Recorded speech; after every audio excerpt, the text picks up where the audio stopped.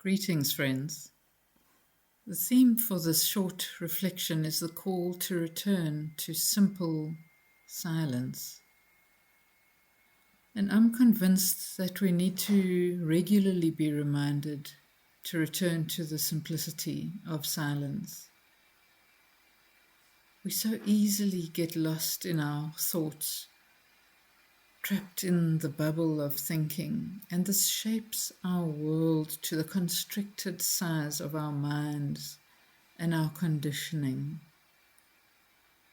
It's so easy for us to get trapped in a particular scenario and play it over and over, and not even realizing that we're allowing it to imprison us, name us, and ultimately inflict suffering on us. And as a result, on those around us, as we play out our dramas and damaging patterns in the world. And if we're unconscious of these, we are able to really inflict a lot of suffering on those around us.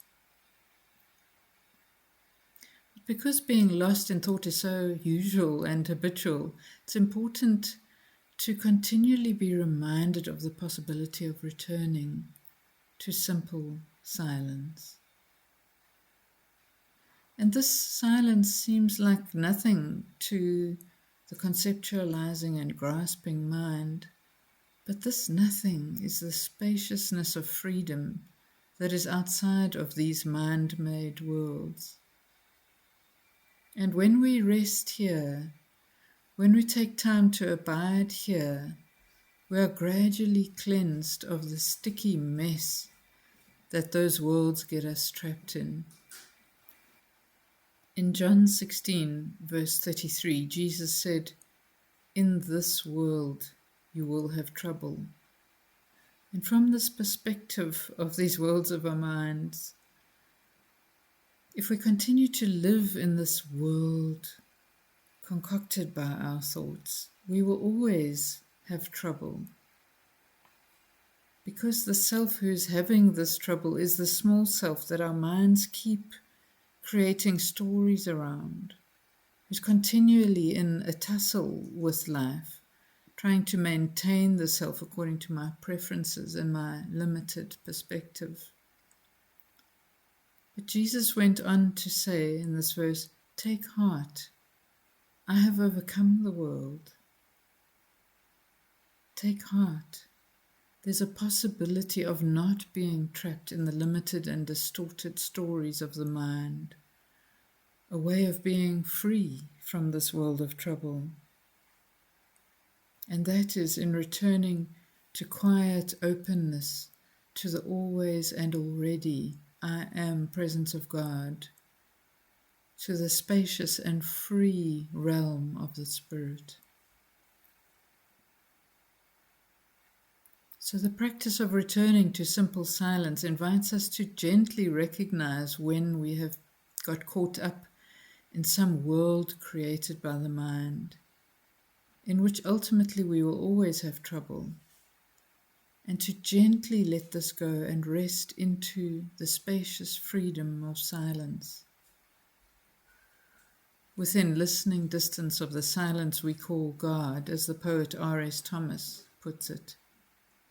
I love that, within listening distance of the silence we call God.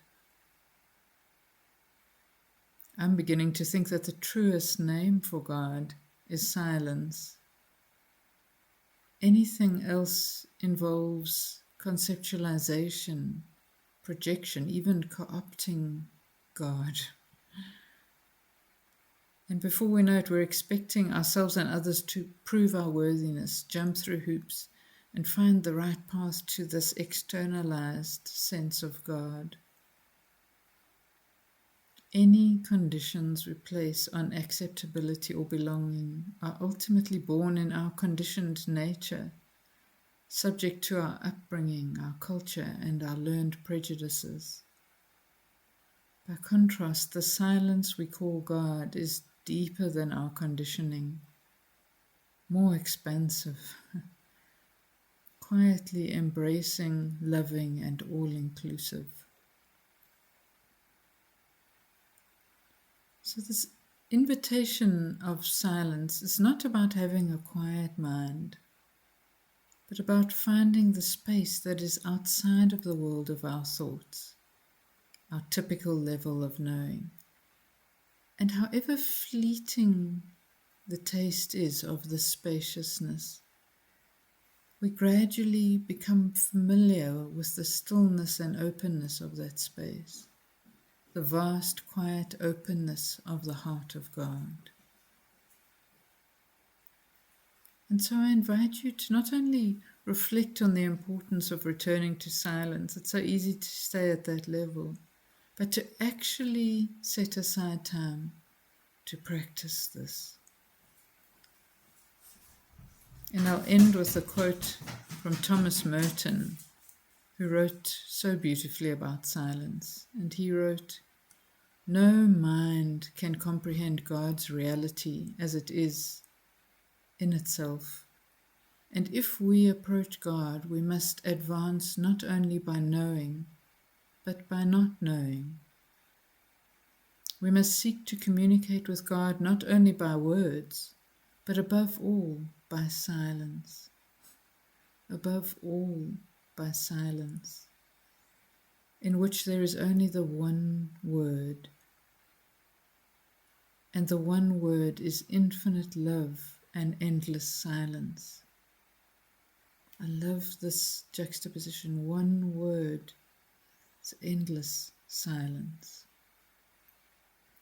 Merton goes on to say, where is silence? Where is solitude? Where is love? Ultimately, these cannot be found anywhere except in the ground of our own being. There is perfect peace, because we are grounded in infinite creative and redemptive love. What a gift. There is perfect peace, because we are grounded in infinite creative and redemptive love.